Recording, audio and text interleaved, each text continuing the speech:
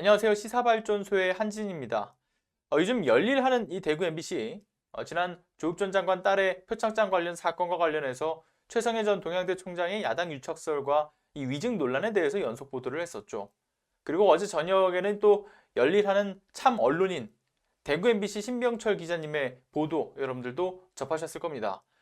최성해 전 동양대 총장이 학력 위조 등으로 고발된 사건과 관련해서 이 의심스러운 점이 정말 아주 많은데 검찰의 처리는 수상하기만 하고 더욱이 최성해 전 총장은 검찰 수사는 걱정할 게 없다라는 호언장담까지도 하기도 했었잖아요. 그런데 아시다시피 최성해 전 총장은 2019년 9월 그 이종원 총수의 개혁국민운동 보고로부터 두 가지 혐의로 이제 검찰에 고발이 되었었던 것인데, 하나는 단국대를 졸업하지 않고도 박사 학위를 받았다고 거짓으로 기재한 혐의고, 또 하나는 조국 전 장관 딸의 표창장 관련해서 이 허위 사실을 이제 진술해가지고 검찰의 수사를 방해한 위계에 의한 업무 방해였죠. 그런데 검찰이 당사자로 이제 의심받는 그 사건에서 공정성을 위협할 수 있는 일이 일어났습니다.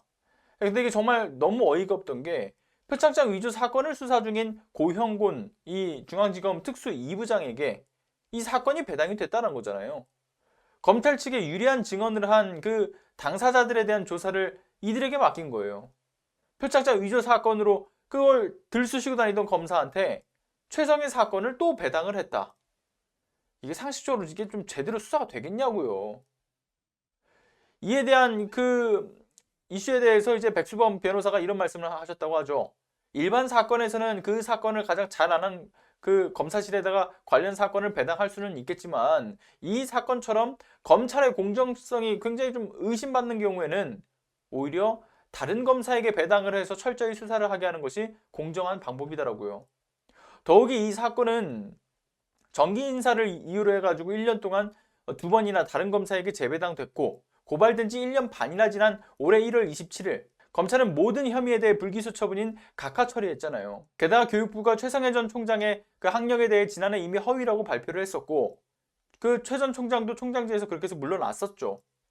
하지만 검찰은 공소시효가 지나서 처벌할 수 없었다라고 불기소 이유를 밝히기도 했습니다. 여기서 지적된 의문점은 최 전 총장은 그 본인 사건의 수사가 결론이 나기 1년 전인 지난해 2월 측근에게 충격적인 말을 했다고 하죠. 측근은 검찰 조사도 받지 않았다면서 의문을 제기하자 최 전 총장은 아무런 문제가 될 게 없다고 호언장담했던 거. 그 최 전 총장은 어떤 놈인지 상관없다, 고발할 만한 걸 해야지 고발해도 소용없다, 이런 호언장담을 했다고 해요. 시민사회단체들은 이에 대해서 이제 검찰이 자신들의 잘못을 감추기 위해 이 최성해 전 총장에 대해서 봐주기식 수사를 한 거 아니냐, 그렇게 해서 이제 진상규명을 촉구를 하고 있다라고 이야기를 하는데요. 시민사회단체들도 지금 나서고 있는 상황에 언론들은 이에 대해서 어떻게 보도를 하고 있을까요? 해당 보도는 굿모닝 충청 외에는 보도하는 언론이 단 한 곳도 없어요. 대한민국 언론은 지나치게 편향됐죠. 기울어진 운동장이라는 말을 왜 저들만 모르는 건지 전 이해를 할 수가 없습니다. 그냥 알고 싶어 하지 않는 건지, 아니면 당연하다고 생각하는 건지 몰라도 그 정부 여당을 공격하는 기사는 그렇게 쏟아내는 언론들이 왜 정작 저들의 내용은 단 한 건도 쓰지 않는지 화가 치밀어 오르는 소식이 아닐 수가 없습니다.